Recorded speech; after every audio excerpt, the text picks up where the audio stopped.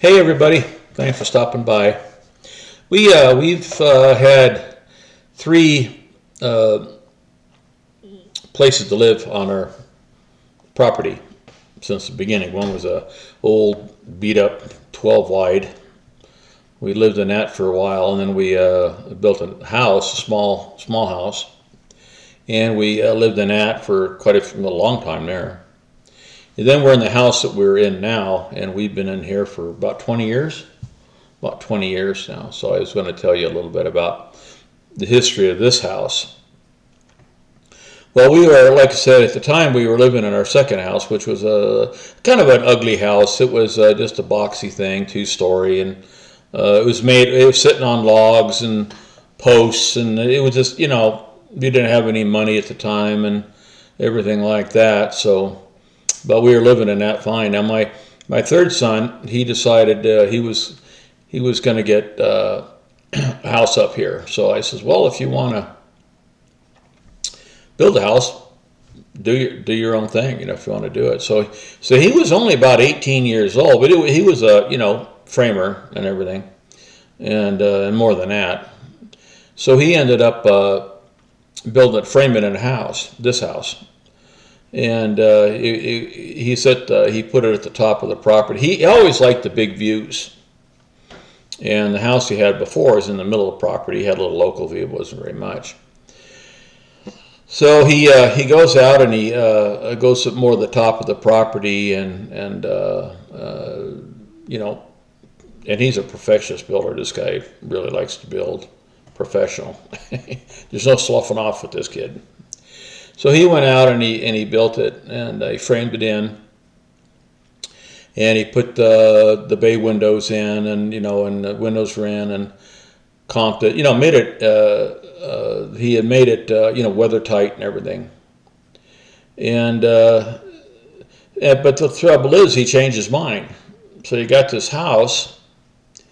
Not a house. It was stud walls. There were no wiring to speak of. There was nothing. It was just basically a shell, as we used to call them. And sided, and it was enclosed. It didn't have pony wall siding. That's the lower siding around the house when didn't have that on. But it was he made it nice and weatherproof. But it sat here for, I'm not sure, maybe 5, 6, 7 years. It sat all by itself, and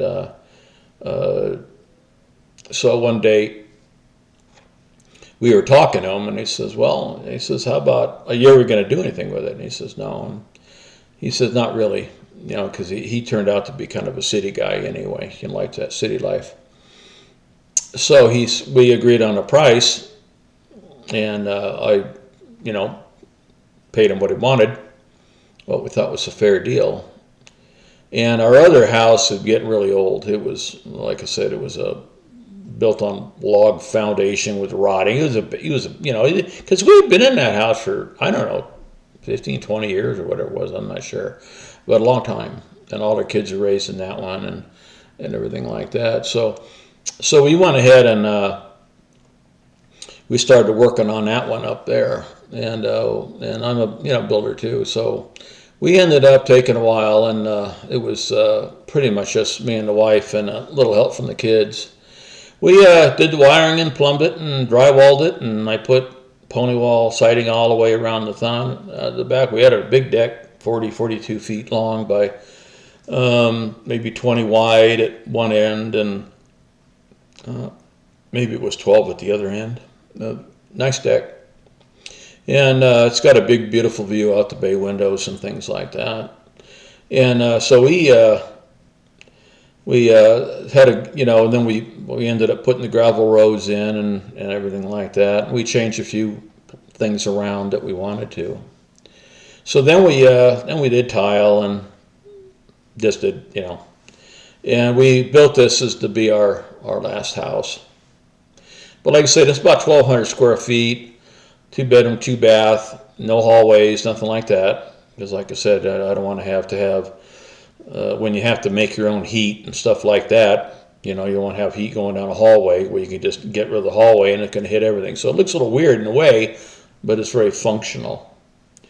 And so we ended up putting really nice roads in with the tractor, and we graveled them and leveled them out and everything, and really compacted them good, and it really turned out good that way. And we're on top of the hill, so most of the 55 acres below us, we're overlooking, most of it, and so then, and at the same time, the kids were moved out when we built this too, or finished it, and which is, so it's just been her and me. We have a guest room in here that we use. We had a couple of Swedish exchange students at different times, and they, so the guest room came in handy, and it's kind of Connie's sewing room too. It has her little. She didn't sew in there, but it has all her yarn and material and stuff like that in it.